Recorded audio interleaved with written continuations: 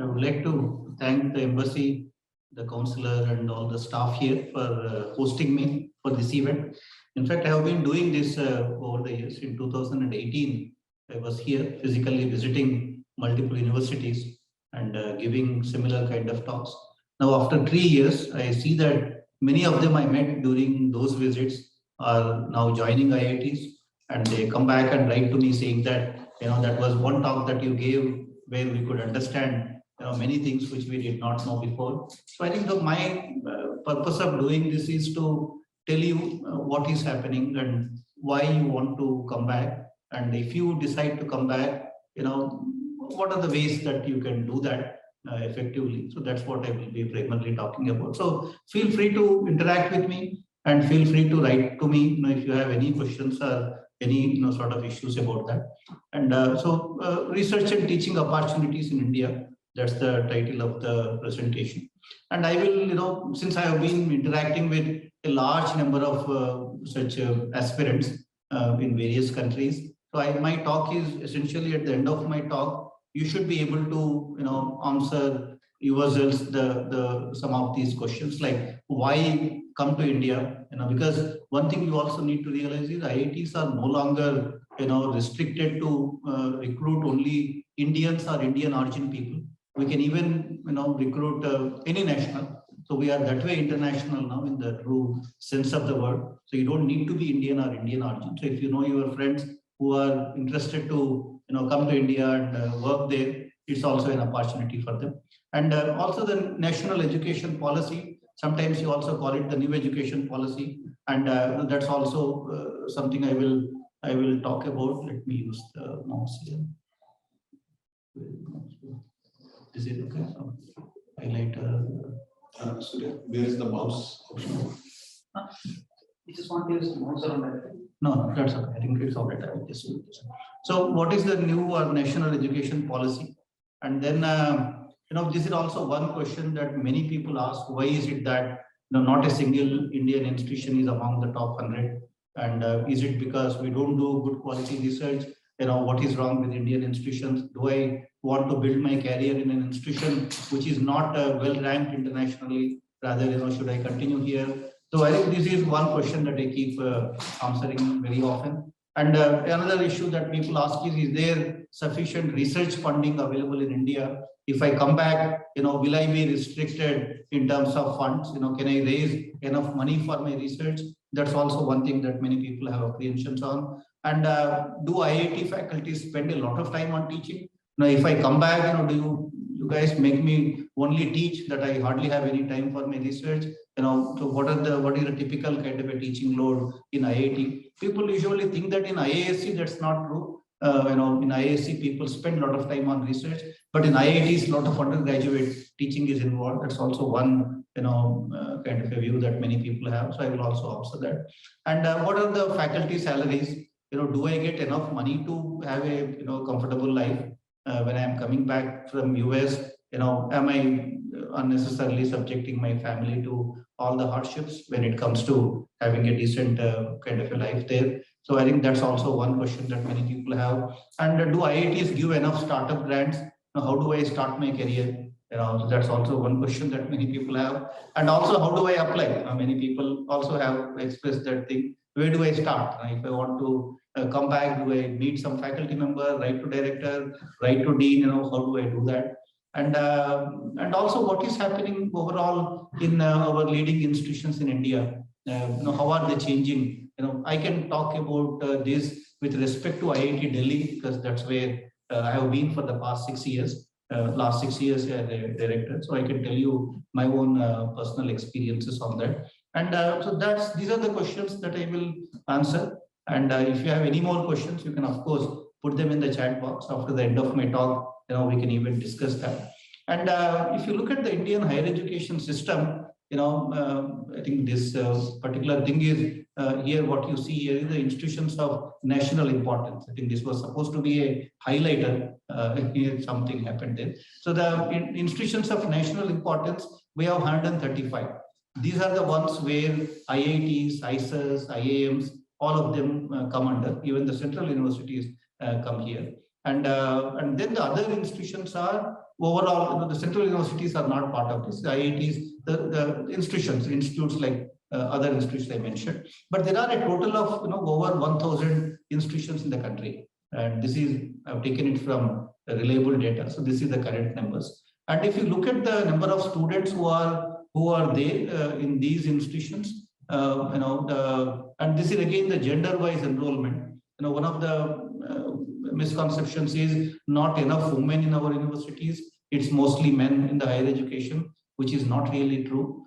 India has about 38 million students in higher education, and out of which half of them are actually women. So the gender ratio in our higher education is 50-50. So which is one good sign, and this is something that is that has changed in the last few years now. There are more and more women in IITs. At IIT Delhi, I can tell you 1/3 of our students at IIT Delhi are actually women. So every third student at IIT Delhi is currently a woman. In the undergraduate programs, that number is 17%, but in the PhD programs in some departments, there are more women than the men. So that way, 1/3 of students are women in IIT Delhi, and that's something which is true of many other IITs as well. And if you look at the other programs at the national level, overall we have about 200,000 PhDs in our universities, and that number is growing at almost 10% per year.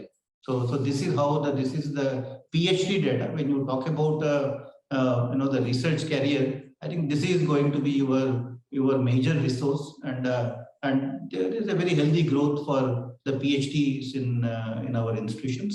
And overall, like I said, there are about 38 million students in our higher educational institutions. So, and these numbers are growing at 2.2%, the cumulative growth. And the current gross enrollment ratio in higher education is 27%. And now there are 23 IITs. If some of you are wondering how many IITs are there, that number currently stands at 23. Almost every state has an IIT, except Haryana. Among the larger states, it's only Haryana which doesn't have an IIT right now. But IIT Delhi has started extension campuses in Haryana now. But otherwise, other than a few smaller northeastern states and Haryana, every state now has an IIT. The old ones are 5, of course, but all these old 5 IITs have been established during 1951 to 1961. The youngest of them all is IIT Delhi, which was established in 1961. The oldest is IIT Kharagpur, established in 1951. So that is briefly about overall Indian higher education scenario right now. And every institution is supposed to do 2 things. If you think of any higher educational institution, there is of course the education part, which is something that we all take pride in. And then there is the knowledge generation, the research part of it, and then the innovation. Now, this is something which is becoming very critical for our institution. So when you think of education, of course, it's imparting the highest quality education. That is where IITs indeed do a very good job. In IIT system, teaching is always, it takes a primary kind of a role. And the teaching load is actually not much. If you look at, any of these IITs, the older IITs, our teaching load on an average is 1 course per semester. So my teaching load, for example, as a faculty member, and same is true of many of the faculty members at IIT Delhi, is 3 hours of lectures per week. That's all. And then 1 laboratory session in some cases, or maximum 4 hours of lectures. So that's all what IIT faculty members teach today. And that is because of the aggressive recruitments that we have all been making. At IIT Delhi, for example, in the last 6 years, we have recruited something close to 230 new faculty members. And with so many faculty members coming into the system, the teaching load now is actually coming down. It's roughly, like I said, 1 course per semester, and then probably 1 laboratory would have taken alongside. So teaching load is not so much right now, but we do expect you to spend, or give enough importance to teaching. Now, we in IIT system, for example, it never happens that a TA goes to the class and delivers a lecture. No, we still don't allow that. It's only the faculty members who go to the class and conduct the lectures. But the TAs conduct the tutorial sessions. And if any faculty member wants to outsource teaching to a PhD student or another TA, I can tell you there will be a lot of backlash in the system, and everybody will get to know that, and then the students will complain. to the dean and director, and it's very difficult. So in IIT system, we consider teaching as very sacrosanct. And then the second aspect is the knowledge generation. That's the research aspect of it. Now I will again come back and show you some more data on that. It's not as bad as what you currently think. Things are getting much better now. And the third aspect is innovation. So when it comes to the research part of it, I think here the metrics are usually, the research publications. Where are you publishing your papers? Who are citing your papers? What is your H index, I10 index? So that's how you measure the impact of your research. So like any good university, that's how it is done. The innovation is something, like I said, is becoming important for us. And when does research become innovation? That is when your research is relevant to the society. Now, if I have found a solution to a problem, which exists in the society, that is when the innovation happens. Then you convert that knowledge into something which can help people generate value for your research, and that value eventually solves a problem in the society. That is what one would call innovation. So therefore, for research to turn into innovation, you have to find relevance to the society.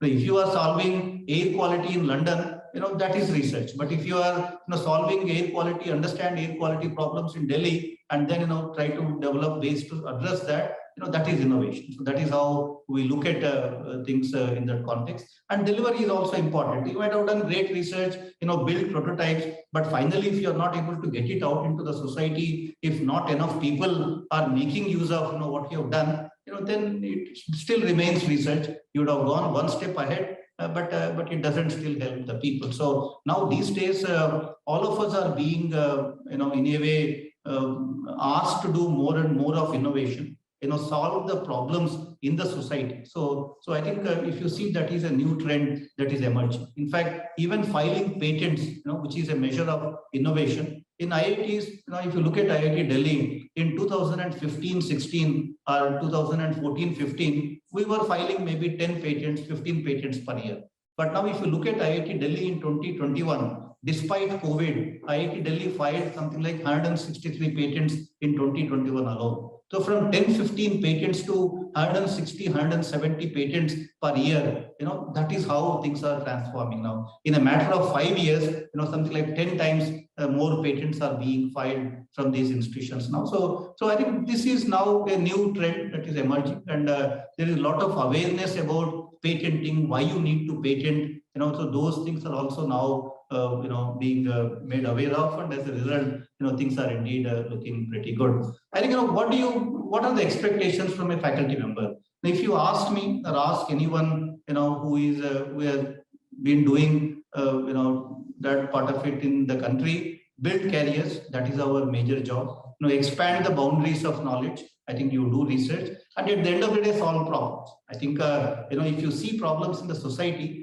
who will solve them? I think IITs and institutions of national importance, universities, the societal problems need to become projects for us. I think that is one new trend that is coming in the country. The last 10 years, I would say, there are many schemes of government of India where if you work on a problem which has societal relevance, and if you are willing to solve a problem, funding is never an issue for that. And every ministry, every agency would want to fund that kind of a research. So that research is now on the rise in India. And that is also the way our institutions are becoming visible in the society now. So if you read the Times of India now, every day, every week, you hear those stories about some IIT solving some problem which exists in the society kind of a thing.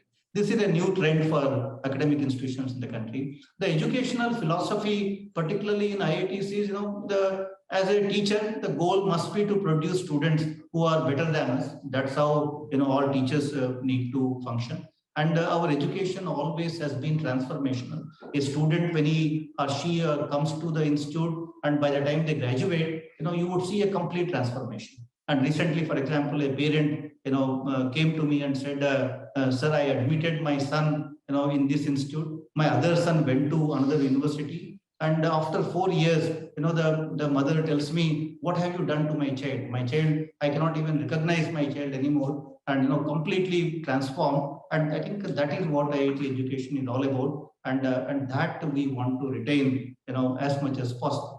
And the education also is affordable. IITs, if anyone qualifies our examination process, the JEE advanced exam, there is no way anybody can deny that person admission, irrespective of whether the person can pay the fee or not pay the fee, whatever category it is. If a student has got admission, and no one can deny that admission. So I think education are always been affordable, and it is almost free, despite whatever fee that we are charged. And IIT also rewards excellence in teaching. I think the people who are most respected in the system are also those who also are good teachers. I think when students come back after 10 years, 15 years, they remember the great teachers. I think that we take pride in, and so that's how it should remain. And there are also now, thanks to COVID and other reasons, but this online education is something which is now picking up very well. There are continuing education programs. There are e-Vidya initiatives, and there is the national program on the remote learning, the quality improvement programs. Now almost every teacher in the IIT system is also participating in one of these online initiatives. And that now IIT Delhi, for example, in 2021 during the COVID, we had these certificate programs. We conduct these 6-month certificate programs, which are completely online. And almost like 3,500 people received certificates from IIT through the online kind of scheme. So every IIT now has these online certificate programs. We are not yet offering complete degree programs online. IIT Madras has done that. They are now offering a BS program online, but other IITs are a little bit slow on that. So we are all offering still the certificate programs. So hopefully post-COVID, that also might change. Now, the way we conduct our exams, most of them are open book exams and not testing the memory at all. So I think that is another major quality of education in IITs, and encouraging students to question the concepts. Many of you might have gone to the IIT system before coming here. I think most of our classrooms still are like the discussion points. You hardly teach for 5 minutes without somebody asking you a question. So I think that interactive mode of learning, is the hallmark of IIT system, and that we would like to keep. And a good faculty-student ratio exists in all the larger IITs. It is now 1:17, 1:18 kind of a faculty-student ratio. Our target is 1:10. So therefore, we are looking at recruiting more and more faculty members there. And we also have diverse set of faculty. In many IITs now, we have these professors of practice. Now here you don't even need a PhD to become a faculty member. But here one must have worked in an industry for 15 years or 20 years, or even in government service, and all of that. And those people can become professors in IITs. And so that's professors of practice now is becoming very popular. 10% of our faculty positions, can be professors of practice. And we are now, encouraging top industry professionals to come and take up faculty positions in IIT. So even if they don't have a PhD, like I said, it doesn't really matter anymore.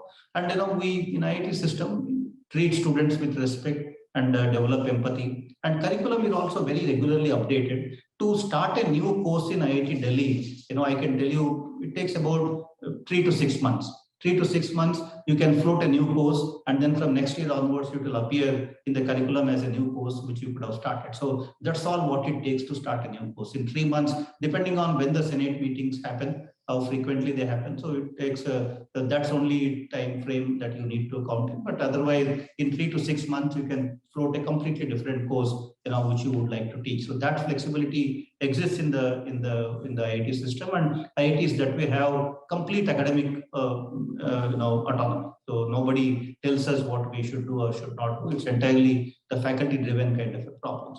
I always say that there are no bad students. There can be bad teachers. So I think every student has certain merits, certain strengths. I think our job is to identify those strengths and bring it out in the student. So that's what we primarily do.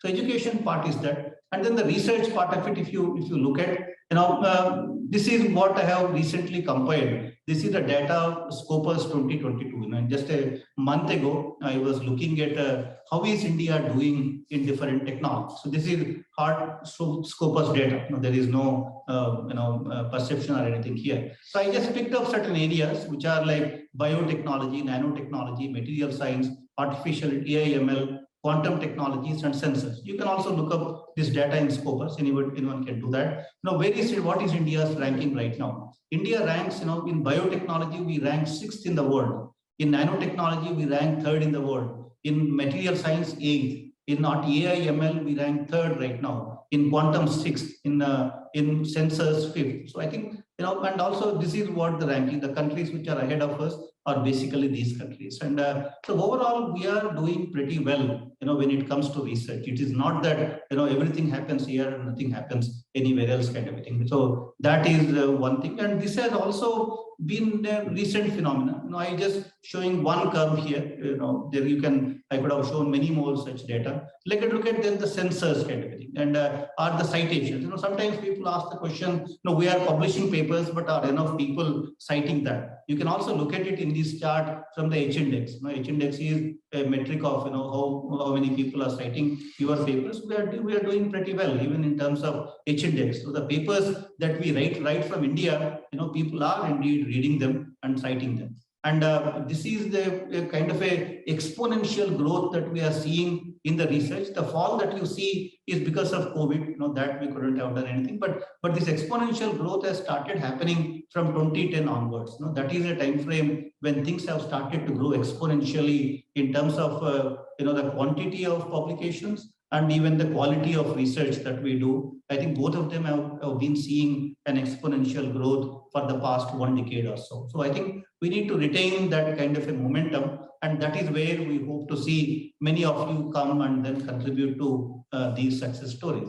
In fact, overall in research, if you look at the NSF data, the National Science Foundation data, they place India at the 3rd position. The China, of course, is number 1 overall in publications. Then comes US, and 3rd is India right now. So we have overtaken Germany, Japan, and all of these countries in overall publication count in the last 3-4 years kind of a thing. So that's a kind of a growth that we are seeing right now. And India's share of scientific publications is still a bit low. It's 5.3%. And the China's share is 20.6%, US is 16%. So we are way behind, but we are still better than any other country, other than US and China when it comes to the research output. And India also saw a growth of 11%. We are one of the fastest growing countries in terms of scientific publications, while the world average of growth is 4%. So that's again something which we are doing very well. And per dollar spent, Indians today write more papers than any country in the world. If you look at, normalize it to the input cost, there we score we are number 1 in that respect. So if India spends more money, which is what might happen, because of the new education policy, and there is an NRF, National Research Foundation, which is going to be created. If all that happens, there will be more money flowing into the system, and that would mean, we should be able to even go beyond the 3rd ranking kind of thing. So that's one thing which has changed in India right now. But what is the current focus right now? The current focus is translation of knowledge into wealth. I think that is now becoming very important for institutions. Everybody looks up to now our institutions to solve problems. They're all saying, you are doing great research,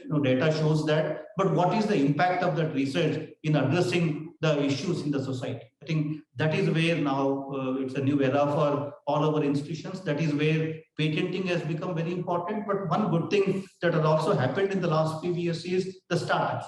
Now, you look at any top researcher, from in India today, all of them would have a startup. I have 2 startups, for example. Both of them are growing very well, in the deep technology space. But many people who are hardcore physicists writing papers in physical review kind of journals now have their own startups. Now, I think that is one trend that is emerging. At IIT Delhi, for example, in some departments, every 5th faculty member has a successful startup.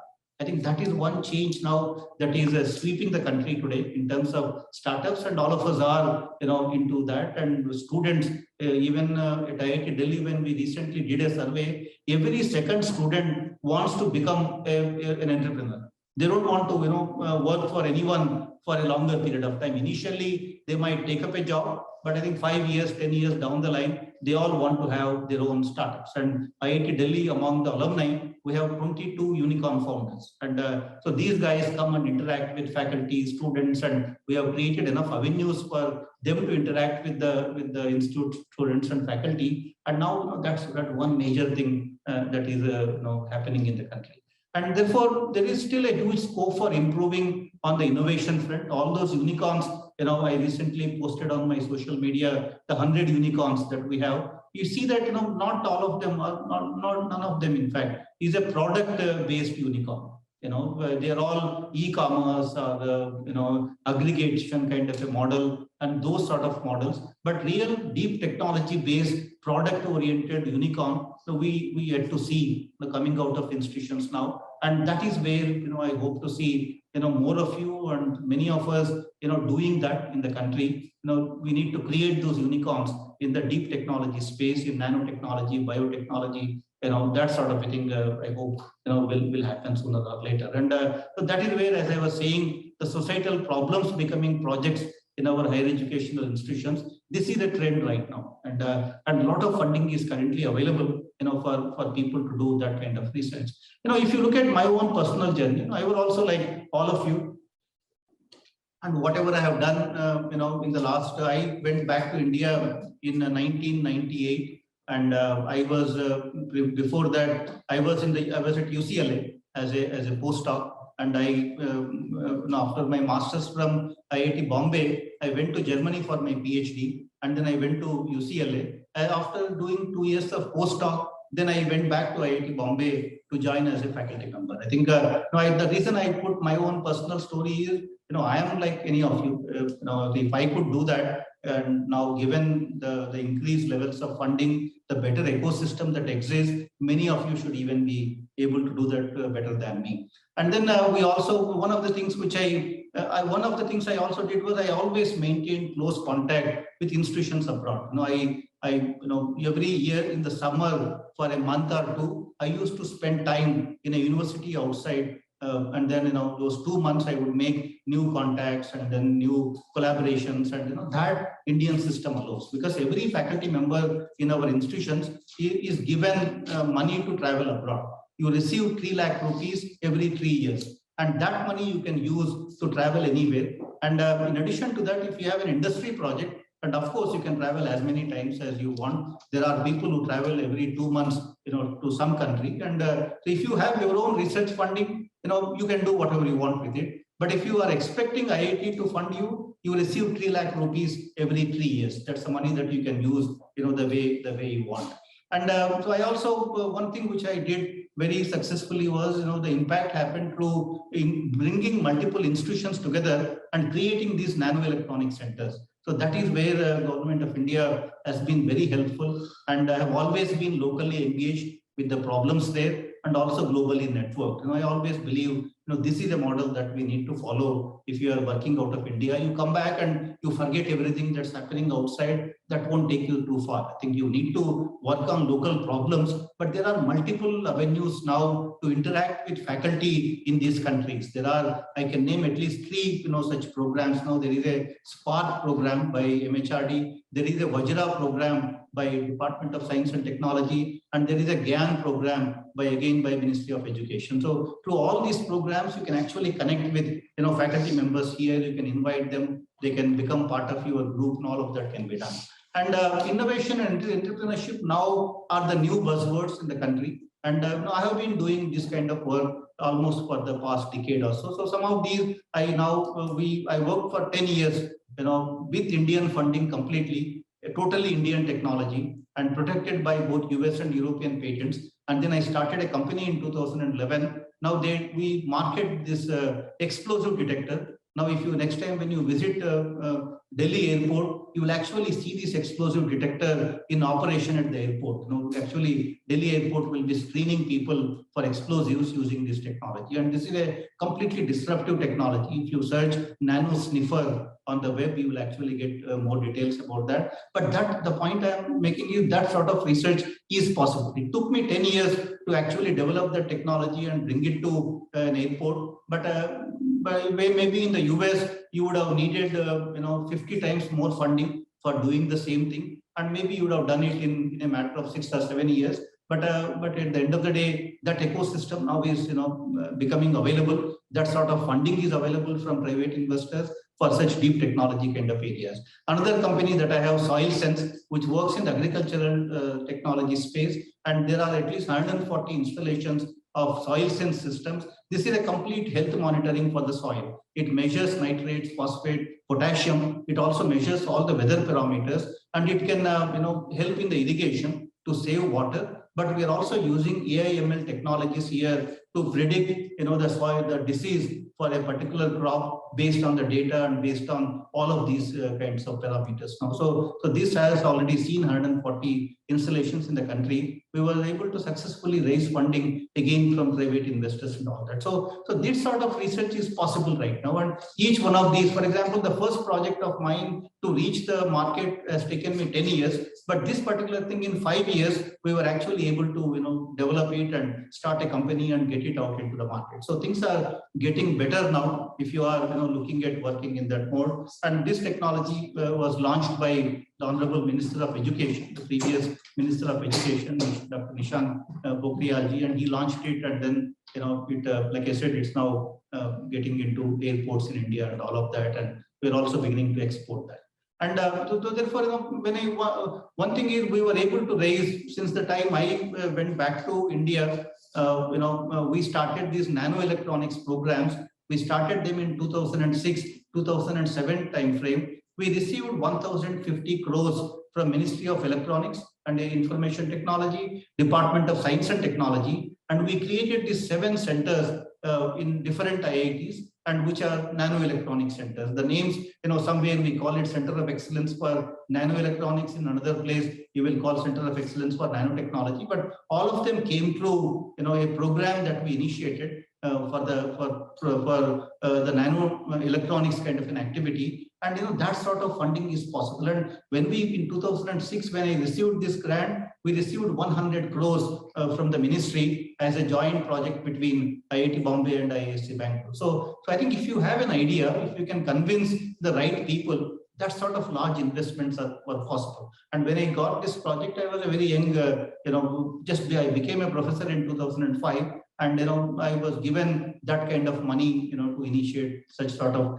initiatives. So I think it's all possible right now. And now in these nanoelectronic centers, since 2006, in the last 15 to 17 years, now 170 faculty are working. There are 676 PhD students. We also now facility staff, and the PhDs which we have graduated out of these centers. This is some of the data. All these slides will be available for you, so I won't get into details. But this is all possible right now. And even these centers, are open to anyone in the country who wants to use it. This is one thing that has changed now. And in the last 5 years, particularly, thanks to Principal Scientific Advisors Office and Department of Science and Technology, all these initiatives, any large equipment that we have, when I say large equipment, any equipment that costs, let's say, certain amount of money, now all of this equipment is available on a portal for anyone else to use. So now there is no longer that if I got a project and if I got a funding for an equipment, only I will use it for my project. I think those days are completely over now.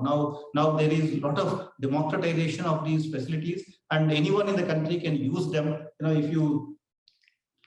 Even if you have got it from your own project and all that. And this is something that has happened now, and you will find many websites in the country where all the equipment is listed and you can book slots online. For example, at IIT Delhi, we have the central research facilities, and where we invested almost 500 crores in just the last 5 years alone. And all the CRF facilities are available on a portal, and anyone in the country can book a slot, come and use them by paying a nominal kind of a fee.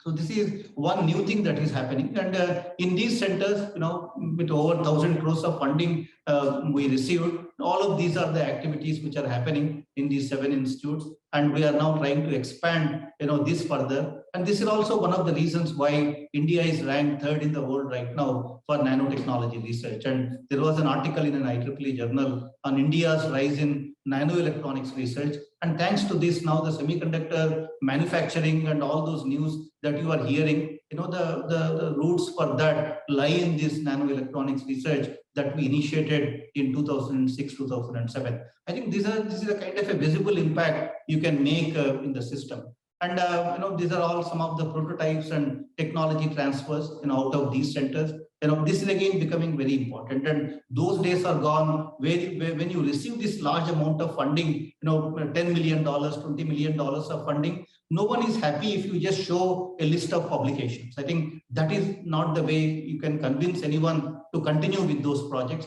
They are all asking the question, what next? What more can you do? Even if you show a few patents, they say it's all fine, but what more can you do out of that kind of funding? That is where startups, that is where technology transfers, that is where the license fee that you earn. So all these are becoming very important for us now. And that is how most of us are conducting our research. Of course, the publications is a primary thing. If you're not even able to publish, there is nothing beyond that. But you publish, you file patents, you start companies, you generate investments, you launch products, and then you look at how many people have actually bought the products, and how is your company doing, what is your company's balance sheet. All of that are now becoming important for us in the system now. So these are some of the things. Like I said, every leading researcher in India today has his or her own startup. And that is one change that has taken place right now. 15 years ago, it was unthinkable. None of us ever thought that we would start a company on our own. But now that startup wave, that is engulfing India, and that where you see almost, every fifth faculty member in our leading institutions today, is looking at starting a company or has already started a company. This is something now which is in the deep technology space. These are the kinds of things happening, and the startups on health, and many of these are very successful startups. They have products in the market, and people are currently buying them. So that is only those I have put out of the nanoelectronics activities, that we initiated, and the soil sense which I mentioned. This is one of those companies, and the nanosniff is the other company I incubated at IIT Bombay, which is now as the nanosniffer. So these are the kinds of things. A lot of industry connect is happening, and the nanoelectronic centers output. If you see, of course, papers. This is how the number of papers have grown. The blue one here you see, and then the PhDs. So these are the PhD students in these nanoelectronic centers. 2018 to 21, there are 271 PhD students working on these projects. The patents, we filed 2006 to 11, 31 patents, but 2018 to 21, despite COVID, out of these nanoelectronic center projects, we filed 181 patents. So that's a kind of a growth. And similarly, the technologies developed, and then the technology transfers, the actual technology transfers that have taken place where the license fee, has come back to the institute. So those technology transfers, as you can see, 13 technology transfers happened during this period. And 2018 to 21, 18 technology transfers happened. And the startups, we had 2006 to 11, one startup out of these centers, and 12 to 17, 5 startups, 18 to 21, 9 startups. And just out of the nanoelectronics project funded by Ministry of Electronics and Information Technology and Department of Science and Technology. And so we have these industrial grade facilities, with cutting edge, expensive equipment. In these 7 institutes, you find, state of art facilities for some of these. This is an example because I am directly involved in this, but you will find a similar story in other areas as well. Whether it is quantum technology or biotechnology or all of it. And in fact, I don't know what's happening. Somebody's saying.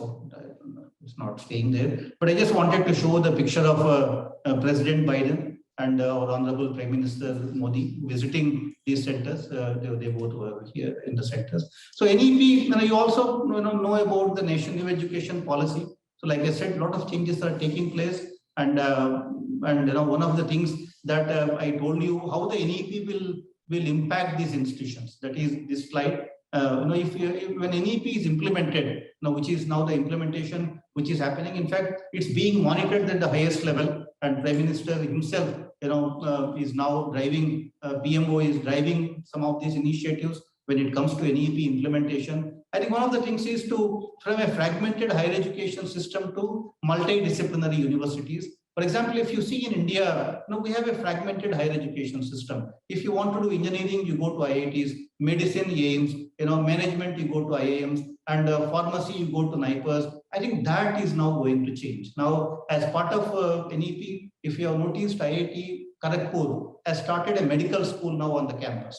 The same thing is happening at IIT Kanpur. At IIT Delhi, starting from this year, we will have a joint PhD program in medicine between AIIMS and IIT Delhi, because we have AIIMS next door, so we don't want to start a hospital in IIT Delhi. But many IITs are now starting, medicine-related programs and have hospitals on the campus for these research hospitals and offer MBBS degrees. In fact, IIT Kharagpur has admitted its first MBBS batch this year, and I can tell you many more IITs are doing something similar. So therefore, there is also an NRF which is getting created as part of the new education policy, the National Research Foundation, and 50,000 crores is the funding allocated for NRF for 5 years. And with that additional money coming into the system, there will be a lot of impact on that. The internationalization is again, going on a rapid pace. You might be hearing news that IITs are now thinking of opening campuses abroad. In fact, one of those campuses could be in the Gulf region pretty soon. But IITs are now actively considering starting those campuses, and we're also looking for international faculty right now. And another thing is more autonomy for higher educational institutions as part of NEP, on similar lines as what IIMs now. IIMs in the country have the highest level of autonomy, and the same thing, and then comes IITs. But IITs very soon will get that autonomy which IIMs enjoy. And the gross enrollment ratio is expected to go up by 50% by 2035. That's one of the NEP goals. What it means is doubling our institutional strength. That is where you will find lots of faculty positions available in these institutions right now, because 1:10 faculty ratio, if you want to maintain, and if you are doubling the student strength, you can imagine that these institutions will require that many more faculty. So there are huge number of opportunities there, and also the regulation and all of that is being looked at. So the international rankings, in fact, one question, like I said, many of you ask is, why is it that not a single institution in India is ranked among the top 100? So I've just taken the case of QS ranking. So the QS is where all institutions participate today. QS ranks institutions on these 6 parameters. So one of them, the weightages are academic reputation 40%, employer reputation 10%. So 50% is basically a survey, a reputation.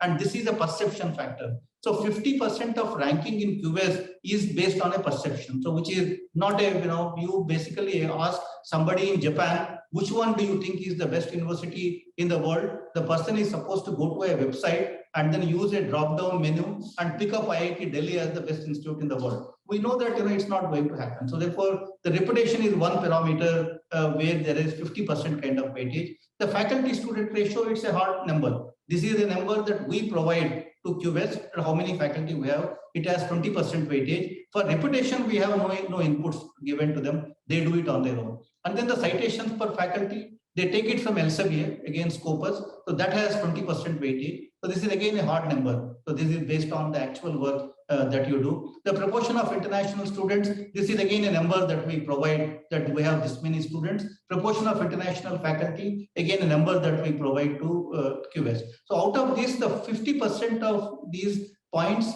they collect on their own by sending those surveys to whoever they want to. And the remaining 4 parameters, they essentially ask us for that, and that's what they use in their ranking.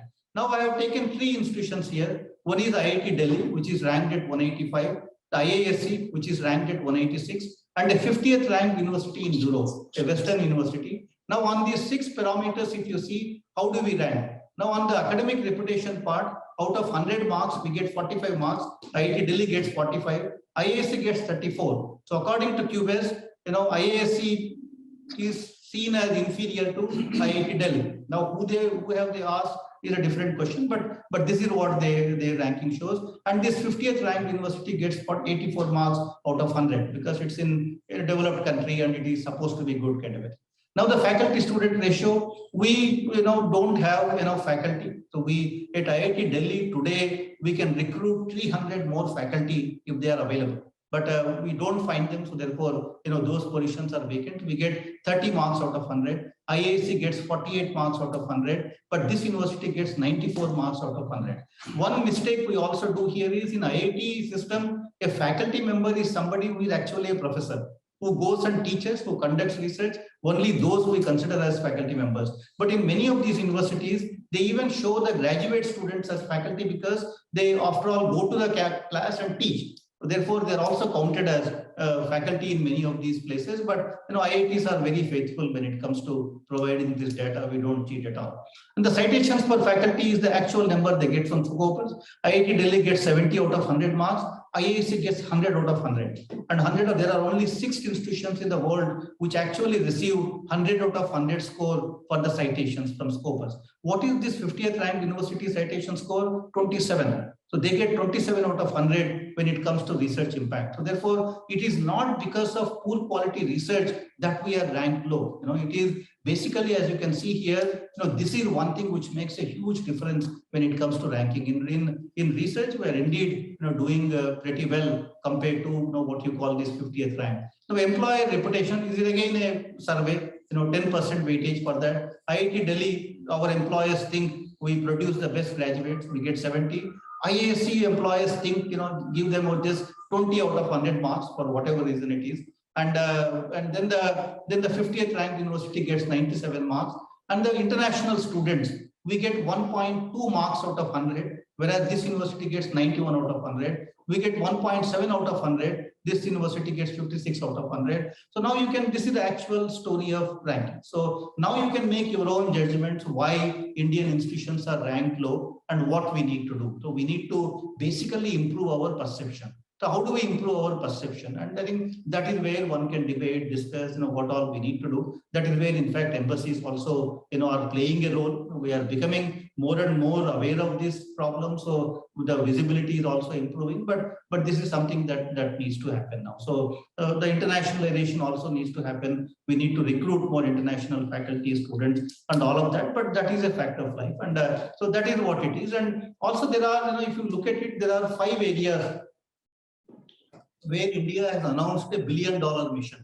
Now, if you look at nanotechnology, we again have a major nanotechnology mission now. India is already ranked 3rd in the world. In IT, for example, you all know that India is a world capital for IT, and all these numbers show that. Even in biotechnology, look at the vaccines and vaccine development and pharmacy sector, we're again doing very well when it comes to the biotechnology. In nanotechnology, we are ranked 3rd in the world, where again we are doing very well. The cognitive technology, India is ranked 3rd in the world for AI ML research, and we need to now translate that knowledge into wealth. And in quantum technology, we are ranked 6th in the world, but that's again where we need to do more. And Government of India has announced $1 billion quantum mission in the last budget, and in the previous budget, Government of India announced $1 billion AI mission. And I think with those missions now, we should be able to do much better than what we are doing in these kind of areas. So therefore, the faculty career opportunities, if I just look at the number of IITs and looking at their growth trajectory in the next 5 years, there are something like 5,000 faculty positions available today in India for which we need to fill up in the next 5 years or so. And government is also very keen that we fill up all those positions. Almost every 3 months, we need to submit a report to Government of India, the ministry, saying how many people have we been able to recruit. The older IITs, we will have sooner or later about 800 faculties. And the recruitment target is about 50 per annum. And the key required recruitment is assistant professors. There is a misconception that you need to do multiple postdocs and all that. We can recruit fresh PhDs on the faculty. In some areas it does happen. In some other areas where there is a huge demand, you might need to do more postdocs kind of a thing. But fresh PhDs are welcome to apply for this. But there is an age limit. If you are crossing 35, it becomes a little bit more difficult to find a position. Therefore, if you are thinking of coming back to India, start applying when you are 33 years, 32 years of age, and don't delay it too much, because the longer you wait, the less will be your chances in terms of recruitment. And one other question is, what is the salary of an assistant professor? How much money they get? This is again this is the 2018 data. You can add 10% to all these numbers, because of the DA corrections and all that happens. So the salary, so this is the salary what an young assistant professor will get at IIT Delhi, which is same. All IITs follow the same kind of this annual package. So this is the money that you receive. And then there is young faculty incentive fellowships, which are supported by our alumni. So we give 25,000 rupees per month at IIT Delhi for a faculty member who is joining us. And this entry-level assistant professor. And if you convert that into US dollars, this is the US dollar. But dividing by 75 rupees or 70 rupees doesn't make much sense. You need to look at the purchase parity. If you look at on purchase parity terms, which is the World Bank purchase parity data, in 2018, it was this was the purchase parity. We had like 17 rupees for a dollar. What you can do with 17 rupees in India is what is $1 here actually means. And so purchase parity terms in US dollars, this is your starting salary in an IIT right now. And the young faculty incentive fellowship you had, this is your total salary. And then the pension contribution, again, this is what is the equivalent. And then the medical, all the facilities that we provide, we have complete free medical facilities, the leave travel concessions, you can travel, once in 2 years, your hometown, once in 4 years, anywhere in the country. So if you take all of that, this is the number. Telephone reimbursements, tuition fee reimbursements for your children. In purchase parity times, this is the salary, annual salary of a faculty member in India today. And you can add 10% to that to correct for the DA. The actual salary is this much. So this is what you get in the institutions in dollar terms. And then the faculty professional development support. What is the startup thing? In IIT Delhi, for example, we give you 4 PhD students who are supported by the institute. And that costs some money. The same 4 PhD students you recruit, in a US university, and the equivalent of money, if you actually count. So this is what we support PDA, we call it Professional Development Allowance. 1 lakh rupees per year is what you get. Like I said, in a 3-year block period, you receive 3 lakhs from Government of India, from the ministry. The PhD fellowships, you receive this much of money for 4 PhD students, who you can recruit on institute money. And the MTech fellowships, we again give you free MTech students. This is the money that institute spends on a faculty member. And in equivalent dollar terms, this is this amount. And equivalent in PPP terms, this is this amount. And so that comes to about $107,000, in purchase parity terms. And then, startup, there's a one-time support for students at IIT Delhi. We give you 20 lakhs when you join and 30 lakhs as a matching grant. You receive about 50 lakhs, and this is what that money amounts to in terms of your professional development. So if you take all of this into account, on a faculty member who joins us, a fresh young assistant professor, this is the money in terms of US $500,000. What you get, in the first year, if you take into account your salary, your annual professional support, and the startup support. So that is what in a US university, would have been. And in India, the equivalent terms, it is about $500,000. That is what a young assistant professor, makes in whether it is through salary or through other support, that is the money that we receive. And in addition to that, you can do consultancy. We have very flexible consultancy programs.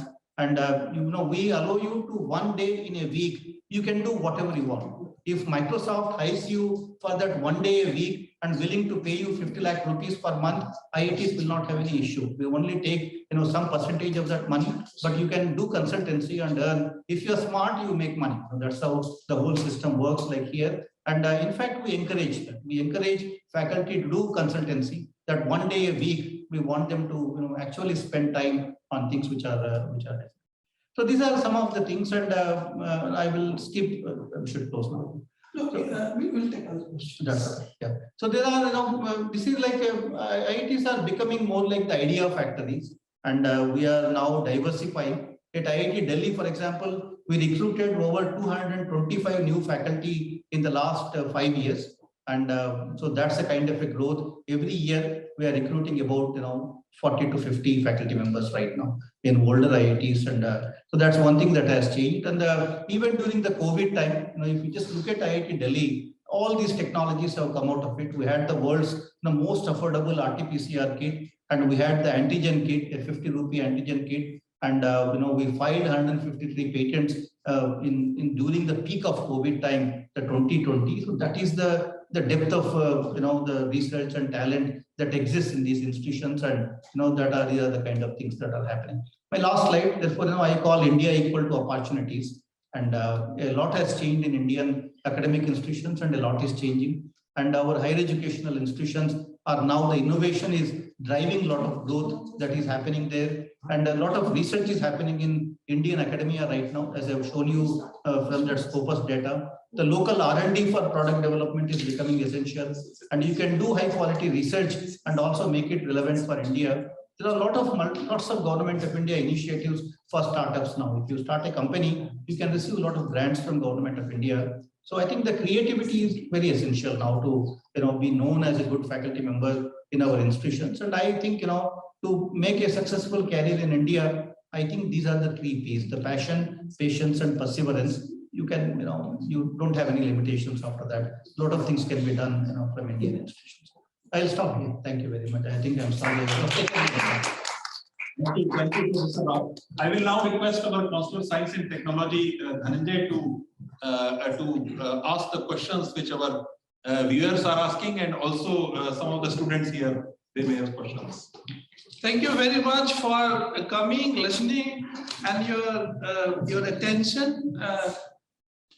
I think Professor Rao started putting all frequently asked questions, and many questions that might be in your mind must have been answered, but still I'll take up 1 or 2 questions, maybe more than that if time permits. So the first question is from the student who says that he is an international student currently working in U.S.A. What is the policy for international applications for faculty position in IIT or Indian Institute of Science? So as I mentioned, we can recruit international students as faculty after their PhD, and but they will be given a 5-year contract position to start with all perks and salaries exactly similar to an Indian national. And there won't be any kind of a difference when it comes to the first 5-year offer. And after that, we keep renewing the contract. So we indeed welcome international scholars. You get accommodation on the campus, you can stay on the campus, and there are at IIT Delhi, there are quite a few international faculty now, and we indeed encourage international faculty now in these institutions. Thank you, sir. So one very interesting question that has come up, that scope for administrative managerial posts like scientific program manager, analyst, what are the scope for that there, and whether IIT supports this kind of position? In IIT, there is a ratio. For every 10 students, we can recruit 1 faculty member. That goes as 1:10 ratio. And for every 10 faculty members, we can recruit 11 staff members. So it is 1:1.1. That's the ratio. For every 1 faculty member, 1.1 staff. So if I am saying IIT Delhi has 800 faculty positions, there are almost 1,000 staff positions also available, and we regularly advertise them on our web page. So I think one should look up the web pages of these institutions. All staff recruitments are advertised, and very transparent recruitment process. I think there are enough staff positions available. IIT Delhi, for example, in the last 6 years, recruited about 200 staff. The faculty. Thank you so much. So, Professor Rao, there is a question, interesting question. Many of you, if you answer this, you can address many of their minds. But the question is, what do you recommend? Like immediately after PhD, they should apply for faculty positions, or they should do a couple of postdocs? What are the probabilities and preferences? It's difficult to generalize. It depends on the area. If you are looking at, let's say, if you are applying to computer science departments and you have an excellent CV, you have gone to good places, and you have done a good PhD, written good papers, it is so difficult to find good, AI faculty in AI areas, ML areas, and there, we do recruit fresh PhDs.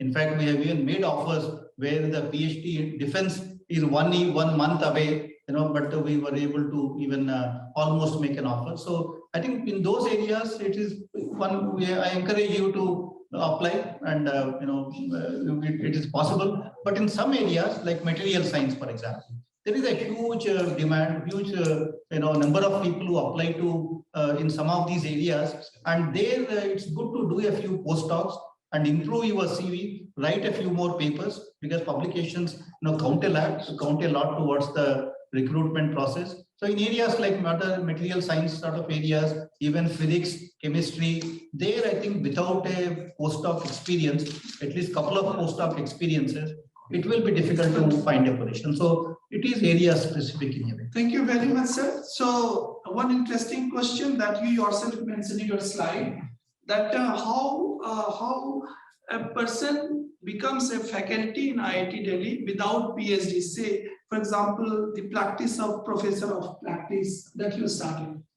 No, we all IITs now have something similar, and we look at experience of the person in the industry and their expertise in a particular area, and after that we can make a similar offer to them as we do for the regular faculty. But usually professors of practice are at the associate professor and the professor level, and unless one has spent 15-20 years in the industry, it's difficult to get those positions. So they usually enter at a later stage.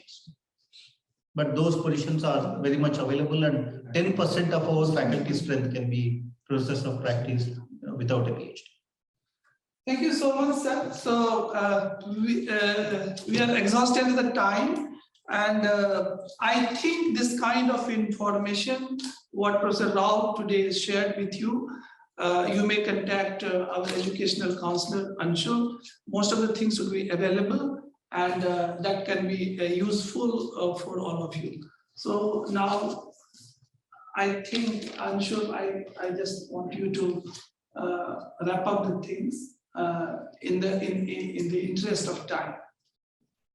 You want to take more questions? No, just one more question, which Rudrakant has said. For every 100 applications for assistant professor level at IIT, how many are hired?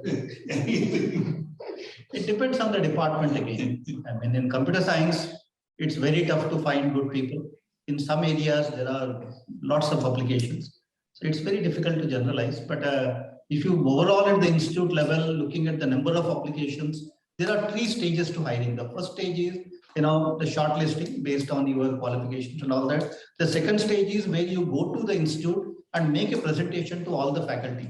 That is what we call stage 2. And that is where every faculty member in the department, gets to interact with you, ask you questions, and then, give their feedback. That is the stage 2. And stage 3 is where director chairs a selection committee meeting with the external members, present there. And that is when the actual offer is made. And from stage 2 to stage 3, the acceptance is almost 90%. Somebody who the department recommends, after going through the elaborate process of the seminar, question answers, and interactions and all that. From stage 2 to stage 3 is a 90% acceptance. But stage 1 to stage 2, can be pretty high, and depending on the department, it can vary. And although you have already answered it, Professor Rao, but there is another the last question I would like to take. I am an international individual, not Indian citizen, who did PhD in Canada and now working in the USA.